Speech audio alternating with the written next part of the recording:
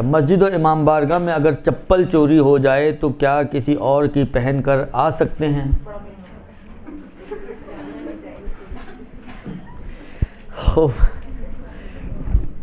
امام بارگاہ یا مسجد میں اگر چپل چوری ہو جائے تو کیا کیا جائے؟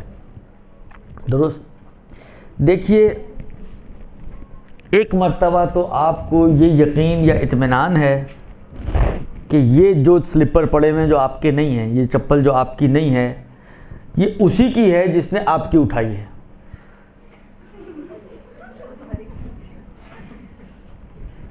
حالانکہ دیکھیں، بعض اوقات بعض خصوصیات کی وجہ سے، یا مثلا جب آپ نے اتاری تھی آپ کو پتہ ہے کہ ساتھ ہی ایک دوسرے کی بھی اسی جیسی پڑی ہوئی تھی، جہاں آپ نے اتاری غلطی کی اس وقت آپ نے سائیڈ میں دوسری جگہ نہیں رکھی، اتار کے چلی گئی. آپ اب آ کے دیکھ رہے ہیں کہ وہ ساتھ والی نے جو پڑی ہوئی تھی وہ موجود ہے اور آپ کی والی غائب ہے.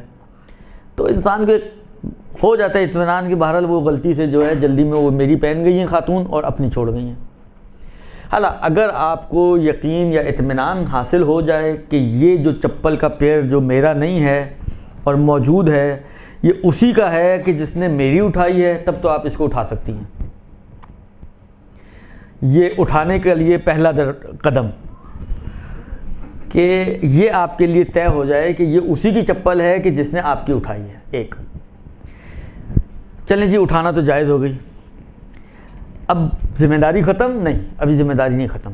اب دوسرا سٹیپ ہے، اور وہ یہ کہ یہ چپل جو اب آپ لے کر آئی ہیں کسی کی، اور وہ چپل جو آپ کی کسی کے پاس چلی گئی ہے، آیا قیمت کے اعتبار سے ایک جیسی ہیں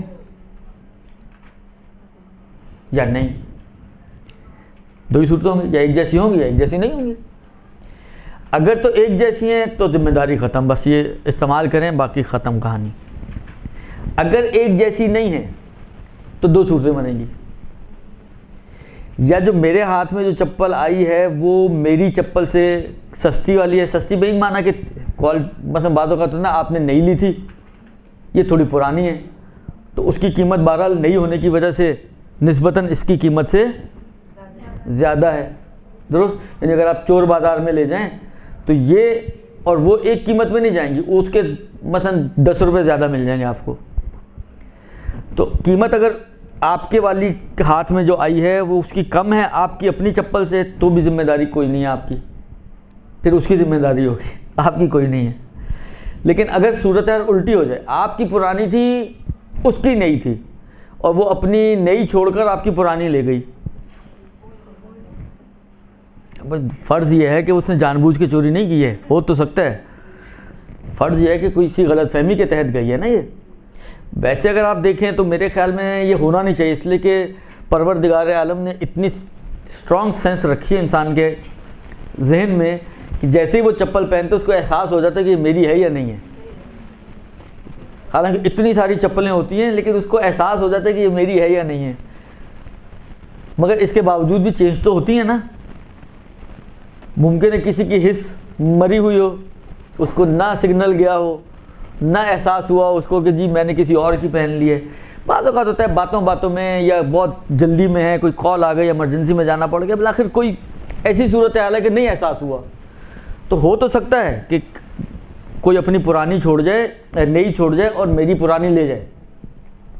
تو ایسی صورت میں تھوڑی ذمہ داری آپ کی بڑھ جائے گی. وہ یہ ہے کہ جتنا ڈفرینس آپ کے خیال میں ہے اس کا قیمتوں کا، اس ڈفرینس آف قیمت کہ آپ کو جو ہے یا تو اس کے مالک کو پہنچائیں اگر مالک ڈھونڈنا ممکن ہے، اور اگر مالک ڈھونڈنے سے مایوس ہو جائیں تو اس کو مالک کی طرف سے حاکم شرع سے اجازت لے کر احتیاط کی بنا پر صدقہ کر دیں اتنی اماؤنٹ کو. علاوہ جو مثال ہم بنائیں، مثلا فرض کریں آپ کی چپل تھی وہ جو تھی مثلا وہ 100 روپے کی تھی، اور یہ جو چھوڑ کے گئی ہے یہ 200 روپے والی ہے. درست.